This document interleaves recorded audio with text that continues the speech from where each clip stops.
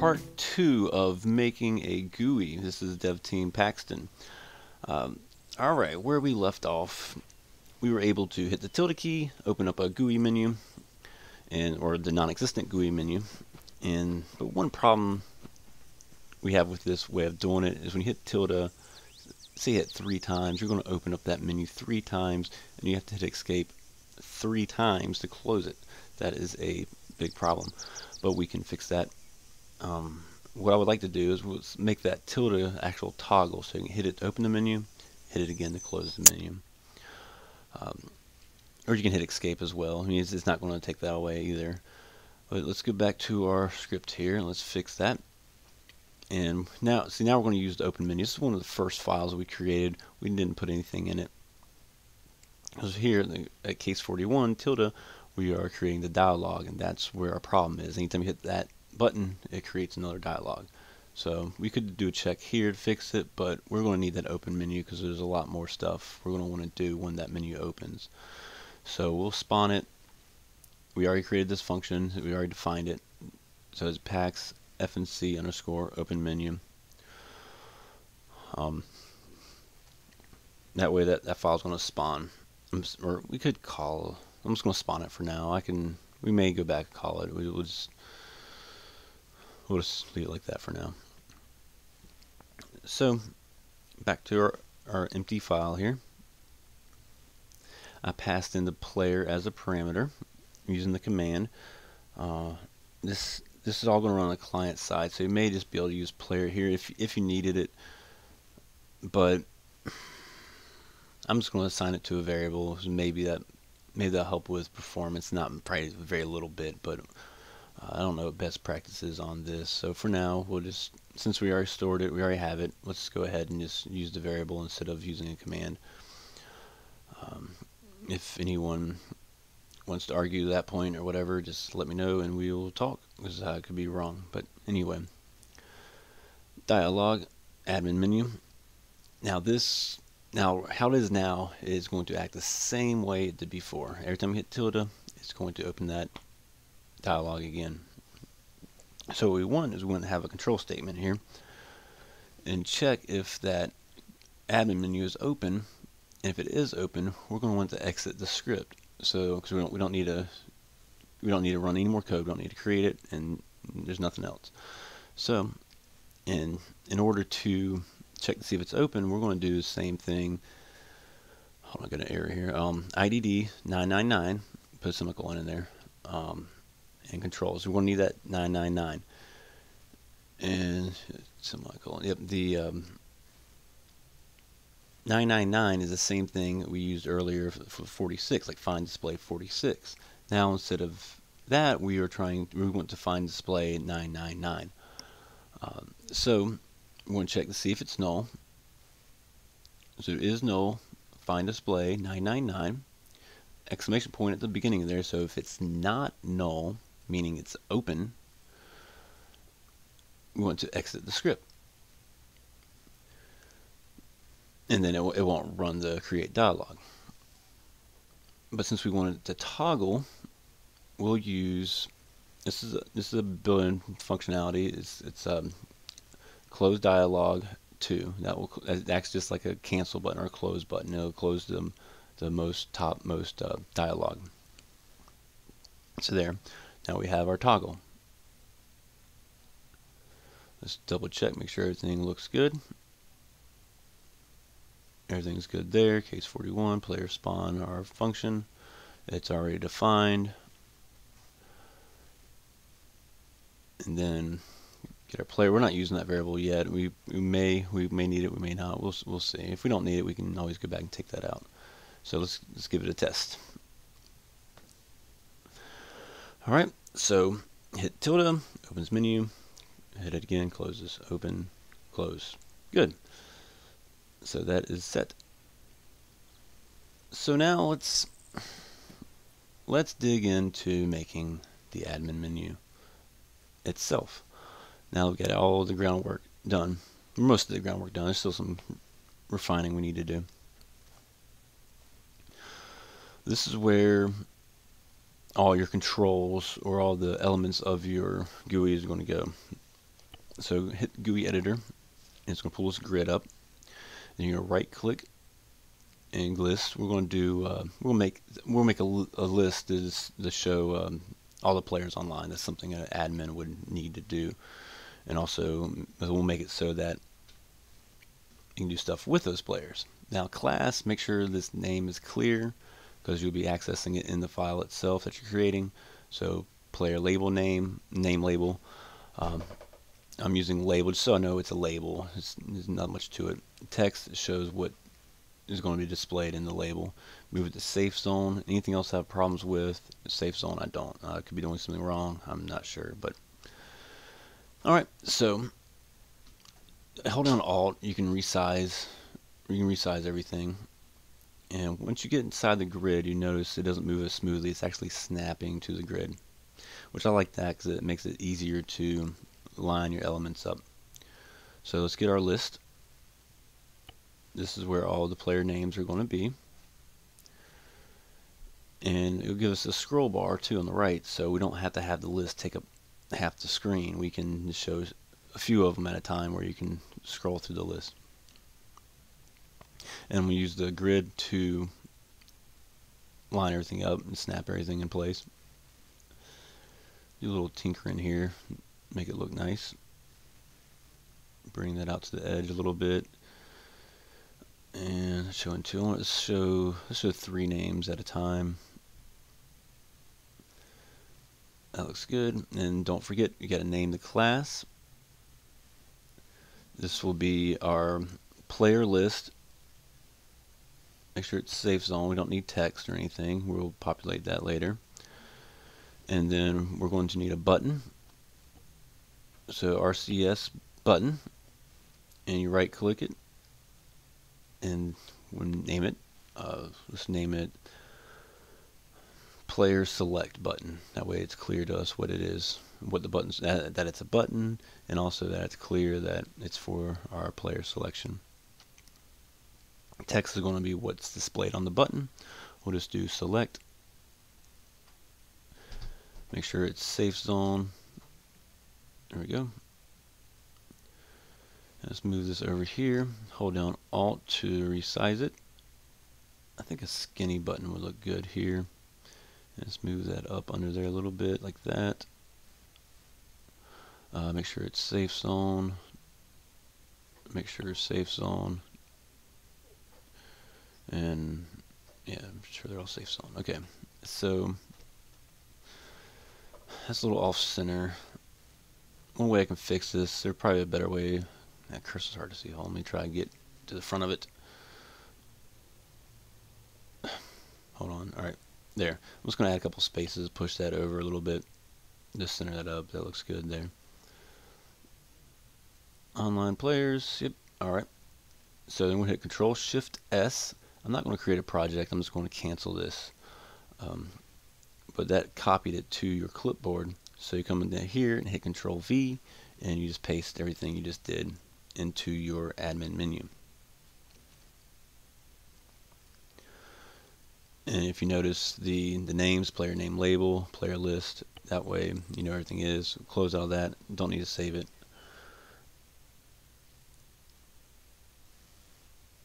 And go back in to load what we just changed. Hit tilde and I had to escape. Hit tilde and we get nothing. Alright. No biggie. Let's see what we did here. Let's go back. Alright, that looks good. And I thought I fixed that. You get spell controls right.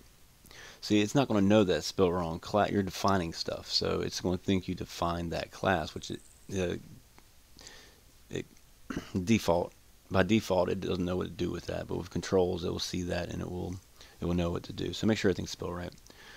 And here we go. We have it working. No names yet. Select button doesn't work. Doesn't do anything. It's because we haven't done anything with it yet. So let's go back. Let's continue. Let's dig in a little more here.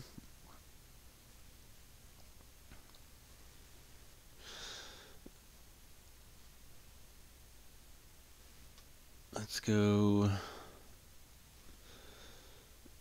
All right. Where should this will be?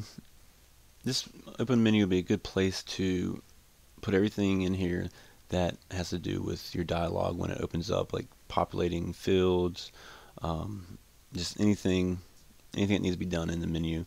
This would be a great place for it. If it gets too big, you can always separate it out later.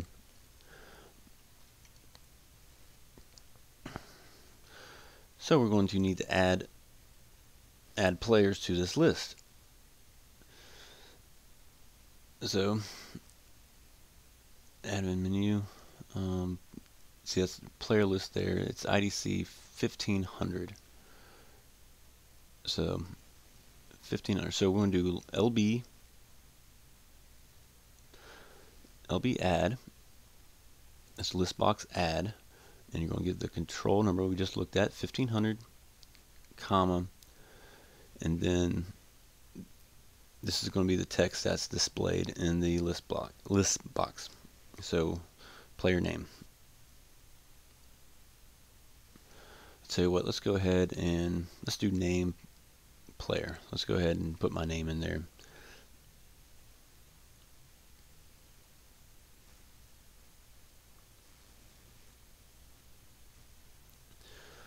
Alright, so now obviously, well, alright, for testing, we're going to do this. We're going to populate this list. We're going to have to go back and change it once we move to a multiplayer environment, or we actually have people, or we make it so it's actually functional. But for testing purposes, we're in single player. We're going to need to test it with dummy data, basically. So here you'd normally do playable units, or all players may be better, but you want to return an array of all the players in the game. Playable units, I guess there's units that could be playable that an AI is in control of right now, so that may not be good. But for now, we're just going to put some dummy data. John, Phil, Roger, Kyle, Tom. It's amazing how fast you can think of names. Frank. Let's put a girl name. Let's do Brittany. All right. So that's something that an array would, or a command would return. It's an array like that, like all playable units, or I'm sorry, playable units. So since we don't have that data, we're going to use a dummy array here. So we have something to work with. We can test things and make sure everything's on the up and up. So in here, for each loop, it's going to loop through each of those names in that array. That way we have a way to add each one to the array in a certain order. So we'll do our IDC, which is 1500, and it's going to want a string, which we already have strings down there. Name X player. Now we don't have to. If we were doing playable units or all players, it will return an object in our array. We won't have strings in our array, so you want to use name underscore X to get the actual name of the player. And so let's see what that happens. Alright, so we get an error. That's because we're calling name on a string. We obviously can't do that. Type string expected object location.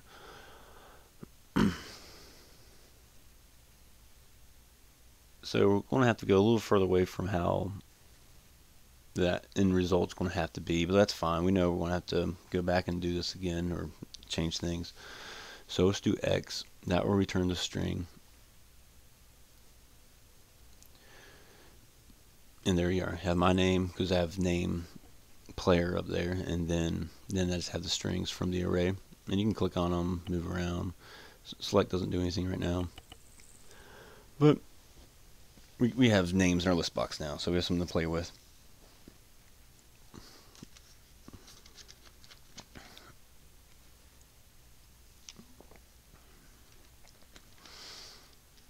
Alright, so we want our button to do something. So here's an event handler. It's going to be on mouse button click. I always put it right under the IDC because you'll notice that once you save something in the editor and come back to it, this is where it always has it. I want it at the bottom, but it automatically puts it up here and with a space or a line there. Now it's going to the code in here is going to be in a string just like it is in an add action. So we had 1500 in our list box. So let's get the current selected player. So LBCURSLE, I don't know if that's cursor selected or current selected, 1500. And then we're going to pass that into a function. Let's call it player selected. We haven't created this function yet, we're about to. Semicolon. So when we press that button, it gets the selected player and calls this function. Let's go ahead and define it in our CFG functions before we forget. Player selected,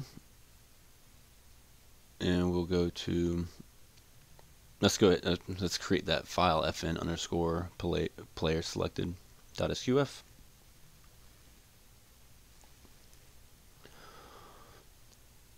And there's one parameter we passed to this function. It was the LB, it was the current selected on control 1500, which is not going to be the player.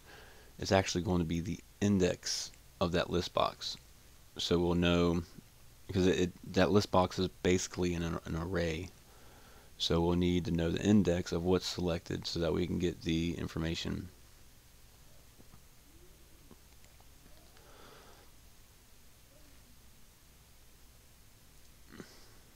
Alright. So let's think of a little test here we can do to make sure everything's working. Let's get the name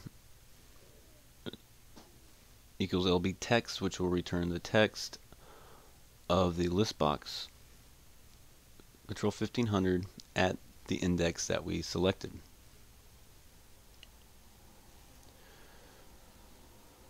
And let's go. Let's hint that. Let's hint that to the screen so we can see that's working. That's what I like to do. I like to do a little bit test, a little bit test, a little bit test. If you do too much, and then you'll have too much you have to go back and fix. And you may, especially if it's in the same file, it's the same project, you may not know where the problem's at. Select the name, select, and there's my name, Phil, Brittany. Alright, so that works good.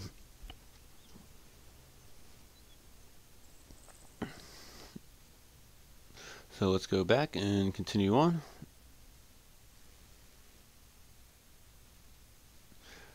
So here we're just getting the name and hinting it. That wouldn't do us any good for an admin menu. But if you can hint something, you know you can do anything with it.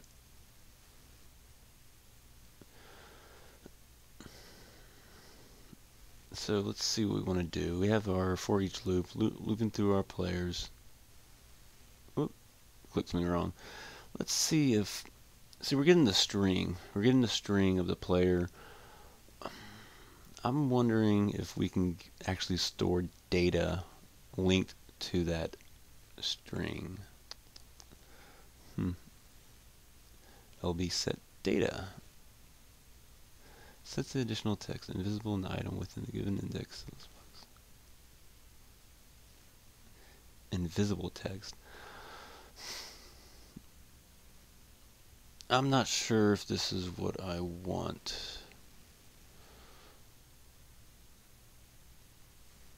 Let's give it a try. LB set data. Because if you want to do something with the player object itself or a player in the mission, just having its name isn't going to allow you to do that. So we actually need access to the player itself. Just I'm sure there's several ways of going about doing it. Some are probably easier than others. I'm going to move everything down inside this for each loop. And let's do LB set data. Now, in a for each loop, you have a couple magic variables. Underscore X, which is one of them, which I've already used here, which is the element in the array that you're iterating through. Another one is underscore for each index. Now, for each index lets you know how many times you have gone through the loop or iterated through the loop. 0 is going to be the first time. It always starts with 0. So for each index, that will get the index of the list box, which will be the same because you've gone through it 0 times. For each index will be 0 as well, so you know you're in the list box at the right time. And we're doing it after it was added, so we know that it's already there. So here, the add is just going to be the display name. It's going to be the name to display.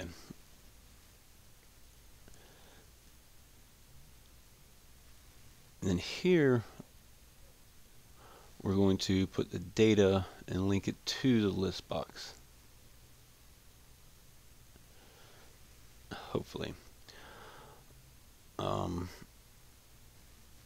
Now for practice or for testing, the only object I have is me because we're in a single player environment. I guess I could put AI down, but it's going to be a little too time consuming. I guess you know what? Let me think. For each index, and then we want to store some sort of data. I would like it to be different.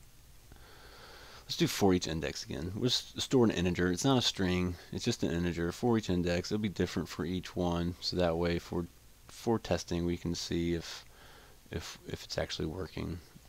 See if the set data is working how we anticipate it to. Now up here, we're getting the text. We're hitting the text, but we're not getting the data.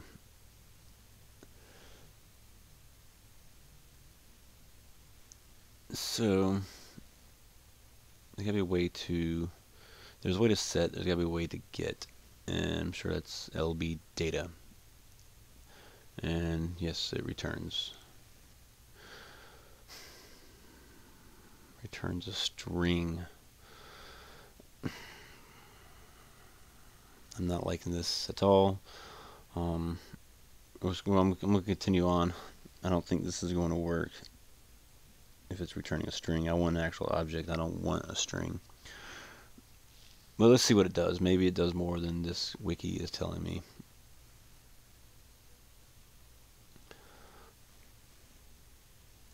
But whatever. I've made it this far. Might as well continue. So do LB data in that control at that index, and we'll hint the name.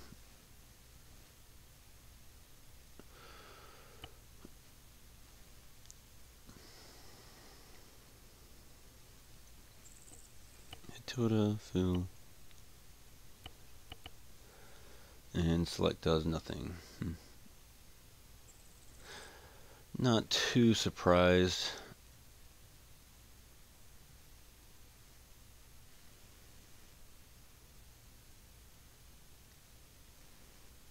Let's take a look. Open menu. You know what? I've got to put the control number in here, which is 1500, so it knows what control. Let's just give that a test real quick. I'll just bear with me for a little bit. And it doesn't work. Okay. So we know everything was, we did everything correctly. Just the LB set data isn't going to work how we wanted it to. set value, or if it returns nothing. Yes, it's the setter. It's not going to return anything. Topmost user to take the given value.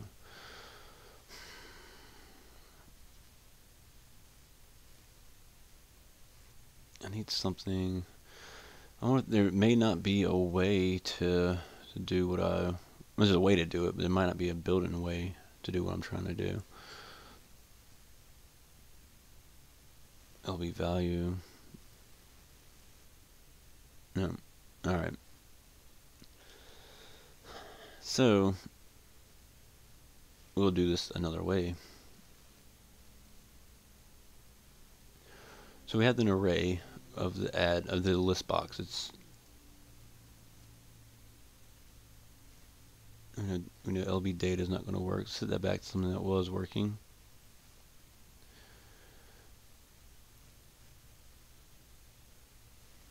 And let's go to open menu. Alright, what we'll do, we'll create another array. Make this a global array. Name it player list. Or player array, whatever. Let's do player array. So you don't get confused of being the actual display list or list box. We'll initialize it to an empty array. The reason I have to do that is because I'm going to use the pushback command, and you can't push anything back to an array that doesn't exist. And so we initialize it outside the for loop so it doesn't erase everything in it as it loops through. So we'll push back X. That'll be each element of our array. So we put the objects into the player array, and then we'll be putting the names into our list box.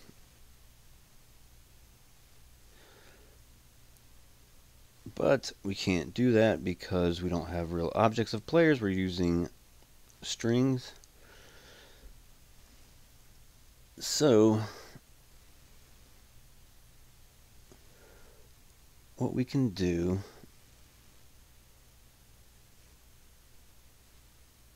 player selected, LB text.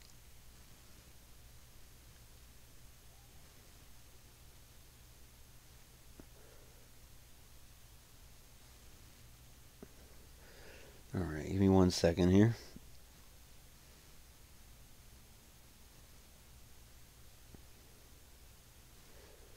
Alright, so we have an array now. We'll take that out. We'll just use the global array that we created to get the index. The index is going to be the same as this, as it is in the list box, because we added it to the array on the same iteration we added it to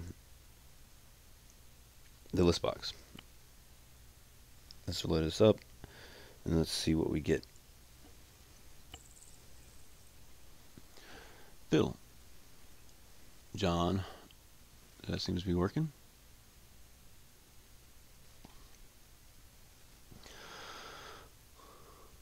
Alright, so we're pretty much back to where we started.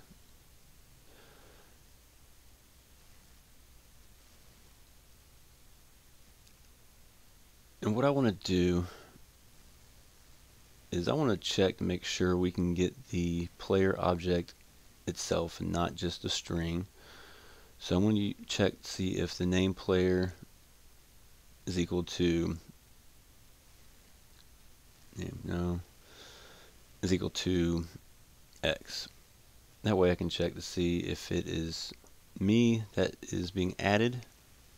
So I'll have the index that I'm at, and I'll come pushback X, pushback player. Okay, yeah. So if name player is equal to X, I'm going to add myself to the array, and I'll put my name down here so that I'm in the loop.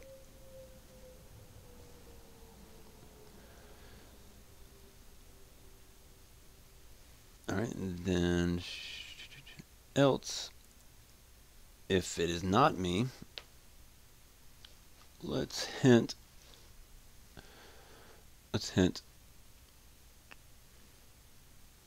fake name selected.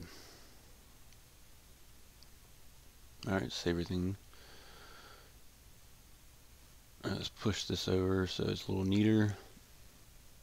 Save.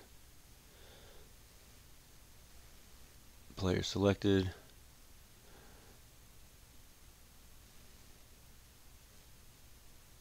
That's an array added. Hint name.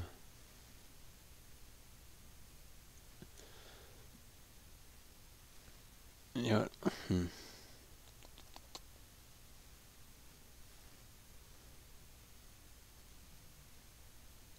Alright, I want to see if I get an actual object. So I'm going to do a command that will only work on a object. We'll do set damage 1.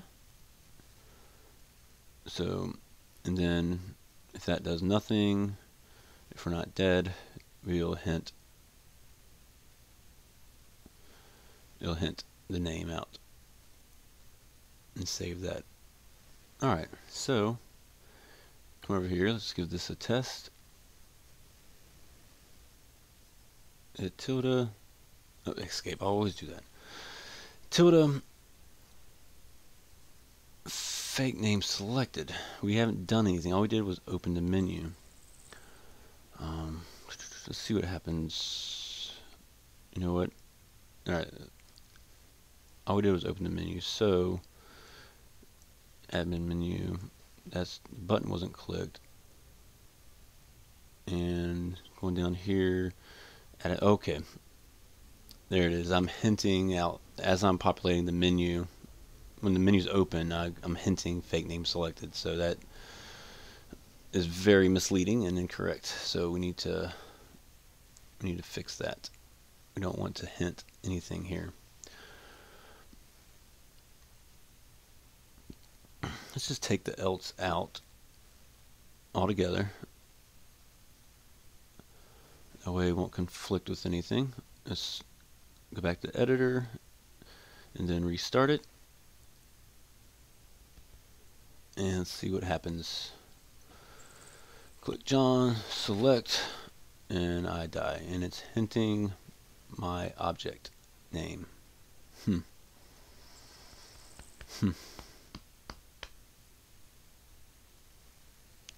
Let's figure this out. Alright, so if name player is equal to X, player array pushback player, okay. Alright, I see what the deal is.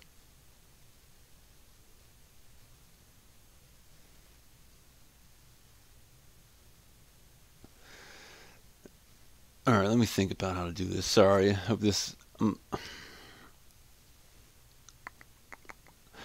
I'm showing you some problem solving here, so hopefully this will help some of y'all. If not, sorry for the lag here, but we're going to get this all straightened out and continue on. Player array, so what we're doing is we're checking the player name is equal to X, and then we're adding that player to the player array, which puts the player at the 0 index of the array, which should be John, and then it doesn't add anything else to the array, our global array, but it does add it to the list box. So that's why that's why it's not working anything like we wanted. So if we take set damage out so we don't die, and we open up the menu, anything we select is going to give our name because we're hinting from the global array, and then actually we're only adding one element to the array. So the array only has one element. If you try to pass the index of a higher element to it, you'll get an error like this. So there's another way of doing this.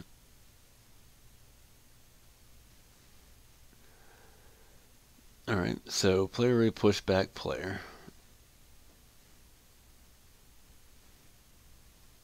We're going to need to keep populating this array because we want it to be the same size and match the elements in the list box. So we'll take our player array and then we'll push back. Let's just add a string. I'm going to initialize it to MSG equals fake name or fake player selected, and then push back that message. So the one will be an object, the player will be an object in that array. The rest will be strings for now, but later a lot of this can be taken out and just have the object put in there. But since we're, like I said, we're in this single player environment here with not much to work with, we're having to do what we can to get it working. Let's open it up, hit John, fake player selected, Tom, same thing, select my name.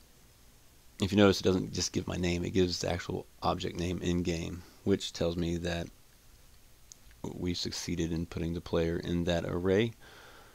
So come here, we can take out, we can take out the comments here, so we play that again. And here we go. So fill, we get an error because we can't set damage on a string. So yeah, that's expected. When we have everything fixed, that's not going to be a problem. Let's just check to see if it kills me. And it does. So that's good. Alright, I'm trying to keep my videos limited to 30 minutes or so. We'll stop there.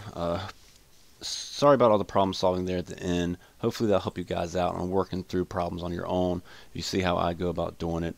There'll be a part 3 coming up. We are going to finish this admin menu. We're going to make it the best. But thanks all for subscribing.